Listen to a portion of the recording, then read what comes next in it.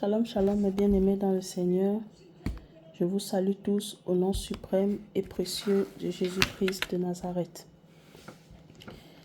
Bien-aimés, ce matin, j'aimerais partager avec vous un message qui m'est inspiré. J'étais couché sur mon lit et puis le Saint-Esprit m'a inspiré ce message et j'ai voulu le partager avec toi afin que tu sois édifié, afin que le but pour lequel le Saint-Esprit me l'a inspiré puisse s'accomplir dans ta vie et dans ma vie aussi à moi, au nom puissant et suprême de Jésus-Christ de Nazareth. Tendre Père, je te confie ce moment. Je m'efface pour que toi tu croisses, que ton plan, ton œuvre s'accomplisse dans la vie de toute personne qui prendra le temps d'écouter ce message, cette exhortation, cet encouragement. Au nom suprême et précieux de Jésus-Christ que j'ai prié. Amen. Bien-aimés, je vais partager la parole de Dieu, le verset qui m'a été inspiré, mais je vais un peu sauter, mais si vous voulez, vous pouvez lire tout le 1 Samuel 1.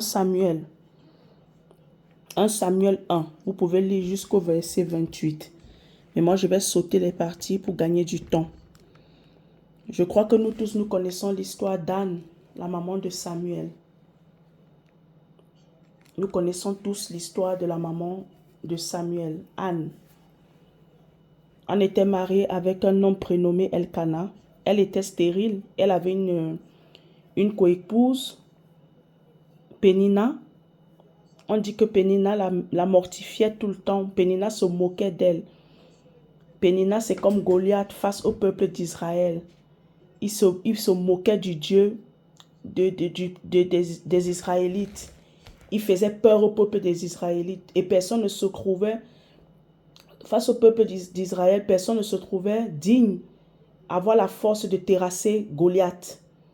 Parce que l'ennemi se sert souvent de la peur, se sert souvent du découragement, se sert souvent du mensonge pour venir nous affaiblir dans la foi, pour venir nous rendre incrédules face aux promesses de Dieu dans nos vies. Donc c'est ce que Pénina faisait à Anne. À chaque fois, elle était en train de la mortifier. Et lorsque Pénina se moquait d'Anne, Anne était dans les pleurs, les murmures, l'amertume. Anne était dans les pleurs, les murmures, l'amertume. Jusqu'à même que son mari lui a dit,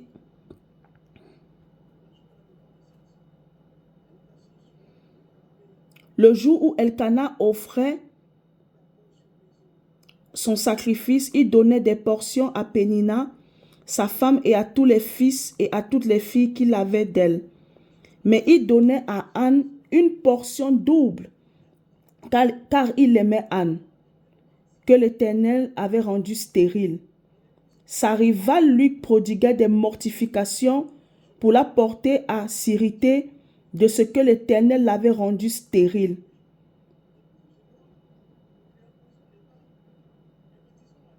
Et toutes les années, il en était ainsi. Chaque fois qu'Anne montait à la maison de l'Éternel pour aller faire des sacrifices, Pénina la mortifiait de la même manière. Alors elle pleurait et ne mangeait point. Elkana, son mari, lui disait, « Anne, pourquoi pleures-tu et ne manges-tu pas? Pourquoi ton cœur est-il attristé? Est-ce que je ne vaux pas pour toi mieux que 10 fils? » Vous voyez la mortification d'Anne, les mortifications de Pénina dans la vie d'Anne. Ça poussait Anne à commencer à douter de Dieu, commencer à douter de la puissance de Dieu. Et la parole de Dieu dit que c'est Dieu qui a rendu stérile Pénina. Ce n'est pas à cause d'un péché. Dieu a rendu stérile Pénina pour que sa gloire puisse se manifester.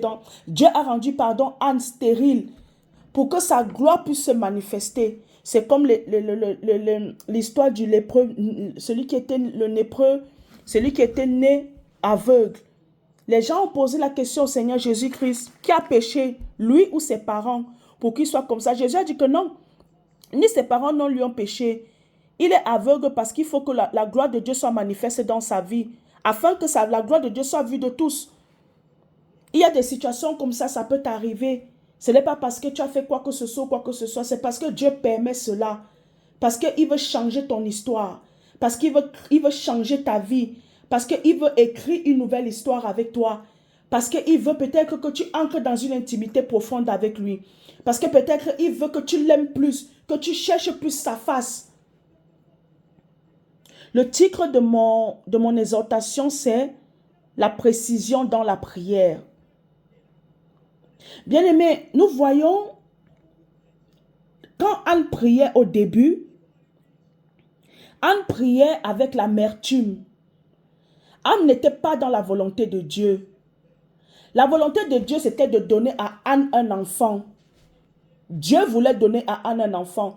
Dieu voulait susciter dans la matrice d'Anne un de ses serviteurs, un de ses prophètes. Mais le problème, c'est quoi? Le problème qui retardait, qui tardait, qui n'activait pas la puissance, l'exaucement de la prière d'Anne, c'était le cœur d'Anne. C'était la manière dont Anne, elle priait, la manière dont Anne se présentait devant Dieu. Anne se présentait devant Dieu avec sa volonté.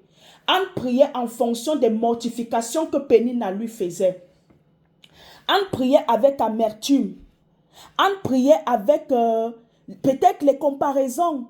Peut-être qu'Anne même disait à Dieu que regarde Pénina, ma rivale, elle a des enfants. Comment tu peux me faire ça? Qu'est-ce que je t'ai fait? Elle commençait à remettre en cause la fidélité, l'amour de Dieu dans sa vie. Prier avec précision. Le Saint-Esprit me l'a révélé quand j'étais sur mon lit. C'est prier selon la volonté de Dieu. Prier avec précision, certes, c'est avoir un sujet de prière clair et net. Mais c'est prier sous la conduite du Saint-Esprit, selon la volonté parfaite de Dieu. Quand Anne, elle priait, certes, avec précision, parce qu'elle voulait un enfant, mais tant qu'elle ne priait pas selon la volonté parfaite de Dieu, qui était liée aux besoins de Dieu. Dieu avait besoin d'avoir un serviteur. Dieu avait besoin d'avoir un prophète, susciter un prophète pour son peuple. Tant que Anne n'avait pas compris ce mystère, Anne continuait toujours à prier, mais ses prières étaient vaines. Bien-aimés, apprenons à prier avec précision. Et quelle est la dernière fois que nous avons prié avec précision? Vous savez, nous les chrétiens, on prie beaucoup selon nos émotions, selon ce que nous voyons dans le monde, selon ce que nous voyons dans la vie des autres. Bien-aimé, ce n'est pas parce que l'autre s'est marié que toi, forcément, il faut aussi que tu te maries. Ou bien parce que tel a ça, il faut que toi aussi, tu dois prier en fonction de comment Dieu a béni l'autre. Dieu n'aime pas la comparaison. Dieu n'aime pas la rivalité. Dieu n'aime pas la compétition. Dieu en a horreur. Lorsque tu pries avec précision, arrange-toi, assure-toi que tu pries selon le besoin de Dieu, que tu es en train de répondre aux besoins de Dieu, selon la volonté parfaite de Dieu. Et alors tu verras que ta prière non seulement va te bénir, va activer, actionner l'accomplissement de la promesse de Dieu dans ta vie, et aussi ça va répondre aux besoins de Dieu. Et nous allons prendre 1 Samuel 1 à partir du verset 9. Anne se levera après que l'on eut mangé et bu à Silo. Le sacrificateur Élie assis sur un siège près de l'un des poteaux du temple de l'Éternel. Et l'amertume dans l'âme, elle pria l'Éternel et versa des pleurs. Elle fit un vœu en disant, Éternel des armées, si tu daignes regarder l'affliction de ta servante, si tu te souviens de moi et n'oublie point ta servante, si tu donnes à ta servante un enfant mâle, je le consacrerai à l'Éternel pour tous les jours de sa vie, et le rasoir ne passera point sur sa tête. Comme elle restait longtemps en prière devant l'Éternel, Élie observa sa bouche. Anne parlait dans son cœur et ne faisait que remuer les lèvres, mais on n'entendait point sa voix. Élie pensa qu'elle était ivre. Il lui dit, jusqu'à quand seras-tu dans l'ivresse? Fais passer ton vin. Anne répondit, non, mon Seigneur, je suis une femme qui souffre. Non, mon Seigneur, je suis une femme qui souffre en son cœur, et je n'ai bu ni vin ni boisson enivrante, mais je répandais mon âme devant l'Éternel. Ne prends pas ta servante pour une femme pervertie, car c'est l'excès de ma douleur et de mon chagrin qui m'a fait parler jusqu'à présent. Élie reprit la parole et dit, va en paix et que le Dieu d'Israël exauce la prière que tu lui as adressée. Elle dit, que ta servante trouve grâce à tes yeux. Et cette femme s'en alla. Elle mangea et son visage ne fut plus le même. Amen. Anne avait l'habitude d'aller au temple pour prier. Ce n'était pas sa première fois qu'elle partait au temple pour prier. Mais parce qu'elle priait selon ses émotions, selon la comparaison, selon les mortifications de Pénina, le prophète, le sacrificateur Élie n'était pas là. Dieu ne faisait pas en sorte que le sacrificateur Élie puisse être présent là. Le jour que le sacrificateur Élie était là, c'est parce que Dieu lui-même, il savait que c'est le jour où l'exaucement d'Anne allait être manifeste. Que Anne allait shifter, que Anne allait changer sa manière de prier. Anne maintenant n'allait plus prier avec précision, entre guillemets, selon son besoin. Mais elle allait prier avec précision selon la volonté de Dieu, selon le besoin de Dieu.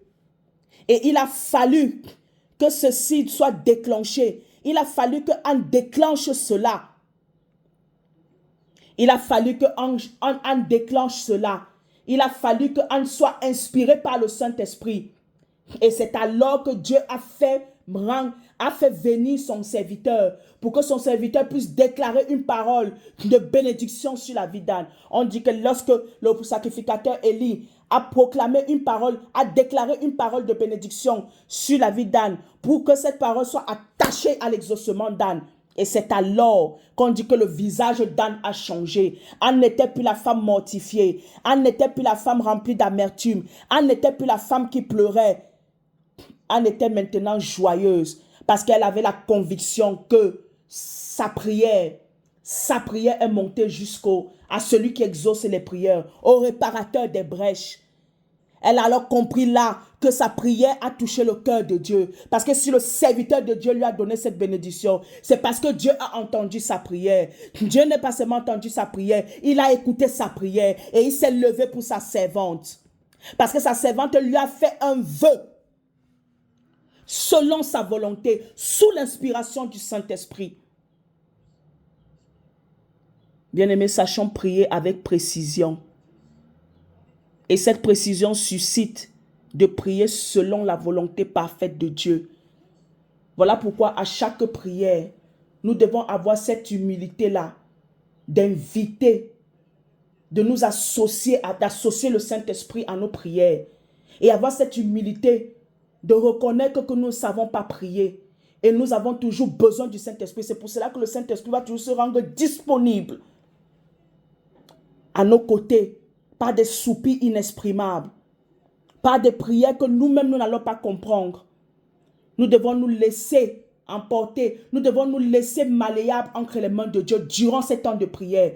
Le Saint-Esprit peut te demander de faire des actes prophétiques. Le Saint-Esprit peut te demander de faire des choses qui va ouvrir ton ciel, qui va ouvrir le ciel, afin que ta prière, afin que ton besoin soit lié aux besoins de Dieu. Et deux ensemble, ça accomplira la volonté parfaite de Dieu dans ta vie. Bien-aimé, voilà ce que le Saint-Esprit m'a déposé dans mon cœur pour toi. Et je prie réellement que ce message tombe sur une terre disposée, disponible, et qu'elle agisse.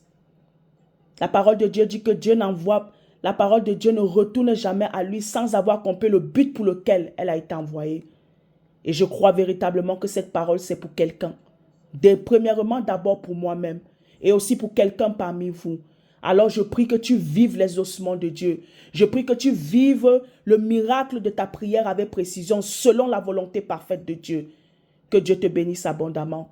Paix et grâce dans ta vie, chez toi, en toi, dans la vie de tous ceux qui t'aiment, dans la vie de tous ceux que tu aimes. Au nom suprême et puissant de Jésus-Christ de Nazareth, j'ai prié. Amen.